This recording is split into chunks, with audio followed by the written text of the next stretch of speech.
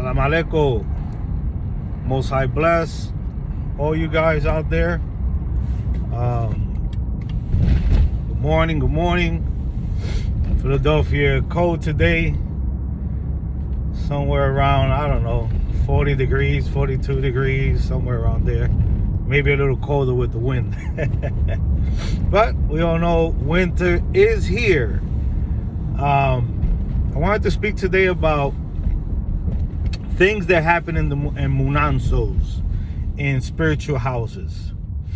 And I'm going to categorize it as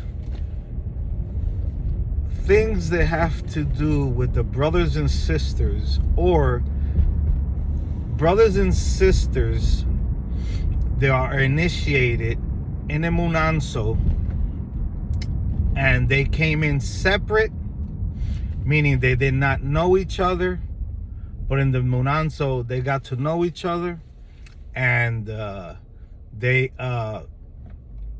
became intimate and established a relationship as girlfriend and boyfriend. You understand? In that way. Now, there are houses, right? And when I say houses, I'm speaking about munanzo, and I'm speaking about the spiritual houses. That if you come in and you get initiated, there are rules in every house, every munanzo, that you have to follow. And most likely, in one of those rules, and one of them, you will be told that you cannot initiate or get involved in a sexual or a relationship with one of your sisters or one of your brothers, because we understand that the same way with a mother, father having sons and daughters, that's incest. That's against what,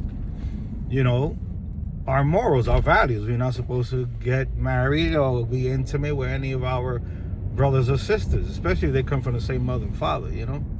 We go even a little further. Latinos, even if it's from father's side, for us, they considered blood brothers, like if it came from the same mom. Anyway, that's besides the point. Okay, so let's put a scenario. I'm initiated into a house, and there are certain rules and laws that are put in that, and let's say one of them says, one of the rules here in this house is that you cannot look at your sisters as potential girlfriend or wives. Those are out of sight. Don't even think about it. And then there are places, munanzos, that you guys, if you go in on your own and there's a girl there and you guys meet, then you become boyfriend and girlfriend, and there's no problem, right? You guys going out, that's it. They don't take it that, not that they don't take it that serious, but that they don't hold that line as far as being an incest, because some of them, would say, well, she's not really your blood, you understand? So it's only spiritual wise that she's your blood, sister or whatever, spiritually. All right. Now you have munanzos that when they tell you cannot be intimate or get intimate or find a spouse in the house, you can't find a spouse in the house. Meaning that if they do find out that either or is with each other, you can either get fined, pay some type of fine, be reprimanded in a certain way. Some houses still hold the reprimandation ways of, what's in their law or their rules, or you could get suspended for a while, meaning you can't come to the Munanza for an X amount of time. And then you have the lease, the one that you really don't want to lose, that they throw you out of the Munanza. You still initiate it, you still hold everything, and everything that you have is valid, but the tata from the house throws you out of the house for breaking that rule. Now, there are some tatas that they gave you the rules. One of the rules were you cannot, get either or, male or female, get with each other. And it does happen. And the tata finds out. And he'll pull you to the side, or both of you guys. And I'm saying some, not all. And tell you, well, you guys knew the rules. You guys knew what was stated here. And you guys know the consequences. I'm going to make an exception of the rule. But I'm going to imply or add another rule. And you would say, what rule is that, Andy? And I would say, well, this is what some would do. Okay, you broke the rule. Now both of you guys are intimate. Now, and when I mean guys, I mean boy and girl. And now the engangas that you got scratched over know that both of you guys are together now as spouses. Doesn't matter if you're legally married or not married. Both of you guys had and did the seal. You guys sealed the deal, in other words. Because at the end of the day, marriage without sealing the deal is not marriage. Really. In all truth, be honesty. It's not that piece of paper that you have. That piece of paper just gives you benefits here in this society. Some types of benefits. Like if your husband dies, you could collect Social Security. Things of this nature. If one of you gets funny and plays dirty against one each other, they could probably sue you and get half of the house. This is what the paper is for. But in all true reality, the committing of that sexual act is what seals the deal. So now the tata would say, since you guys broke this law of not getting together, then this is what's going to happen now. Now the Nganga recognizes you guys as being intimate and together as spouses. Now, if any one of you guys break up, doesn't matter if the man broke up with the girl or the girl broke up with the man, once one of you guys break up and separate, both of you guys are out of here. Both of you guys are out of the Munanzo. Meaning they throw you out of the Munanzo. Which I think is a fair rule, because you broke a rule and you should have been either reprimanded or fined or thrown out. But the tata, being a little more lenient and understanding the human nature, took it upon himself to let you guys stay together, but gave you this rule as the last resort, the last rule that he would ever let be broken. And if you guys stay together forever in the Munanza, you guys are fine. But if you guys break up, then both of you guys are out. Understand?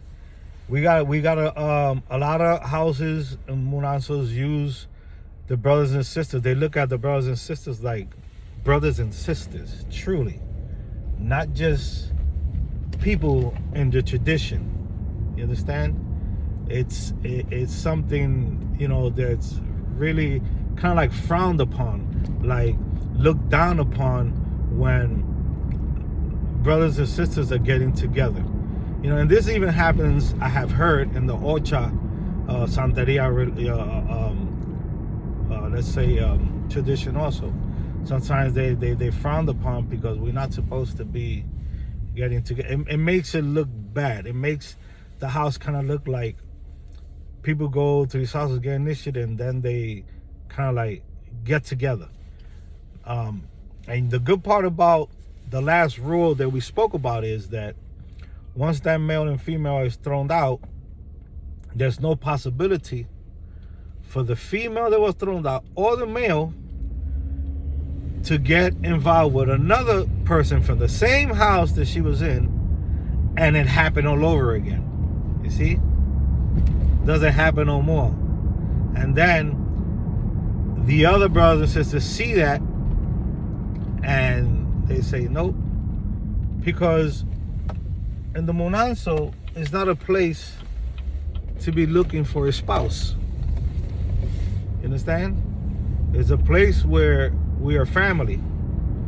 So, we take it kind of, seriously, and we also don't want to have to deal with matrimonial problems. Now, let's change it up now. Now, let's say some houses will not initiate you and your wife together in the same house. They will not. They'll initiate one, and they'll send the other one to find a place to get initiated. Why? Because they don't want to have the responsibility of when either the man or the woman comes with a problem that doesn't have to do anything with the Monanso, but tatas hear it all. You understand? Some tatas will tell you straight up, I don't want to hear no gossip. Anything that's from you and your husband, I don't want to hear. But some will hear you to give you some advice. And they don't want to have to, they'll give you advice, some, but they really don't want to deal with that. So they rather two people that are already together not be in the same house, to avoid this commotion, to avoid this jealousy, this, a girl that probably treats the wife's husband, with a little more, compassion or love as a brother, and she sees it in the wrong way, and vice versa. Then they don't want to deal with that. You understand? It's not a good look. It avoids it. And then you have the ones that do initiate the husband and wife, because it's already known they're husband and wife. Everybody else in the household knows that they're husband and wife, and it's supposed to be less problems. But we all know in humanity that husband and wives have divorced, have left each other for other men or for other women, or have extra matrimonial situations, and humanity is like that. You understand? But we try to have the least headaches, the least problems, the least gossip, the least of everything that has to do with instability in the Monanso. We try to not have it. So there are rules and there are things that you're going to have to abide. There are other things in the rules, because each Monanso has its set of rules. Each Monanso has certain rules that you got to follow. And they will tell you on the day that you get initiated, and you get that nice notebook with the rules inside them, or you get to write down the rules yourself. One of the two. What else can we say about relationships in the Monanso? We spoke about that. We spoke about this. Yeah, it happens from time to time. But like I said, brothers and sisters in the Monanso, in the tradition, should just be just that, brothers and sisters. Things have to be kept, away to avoid a lot of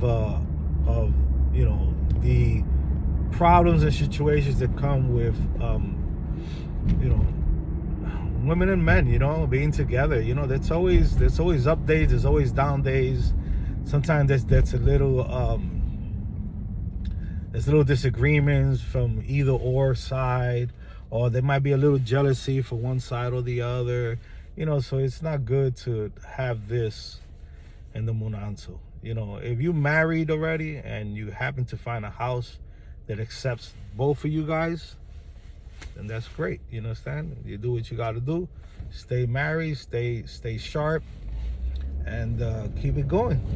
You know, these are just some little things that some Munansos, not all, would allow, would not allow, or would implement a rule like I just gave you. You guys are together now. Now the Ngangas, where you guys got scratched, know that you guys are together now intimately. But now the day you guys break apart, you're out of the Munanso. You don't lose your initiation or anything, but the Tata will throw you out and they're not going to want you to be in the Munanso anymore. Simple as that. Just a little bit for you guys could get a little understanding of these situations and these things that could happen and do happen, and some of the rulings that they have. They have different laws and different rules in each house. Some houses kind of have like almost similar rules to the others because they are basic rules, but then some of them have some rules that are implemented, and each house separately has a couple of rules that are going to be more different than another rule or some rules from another Munanso. I hope you guys understood this poor English. Salam alaikum, alaikum salam. Kensambe la kutare. Talk to you guys soon. Have a great day.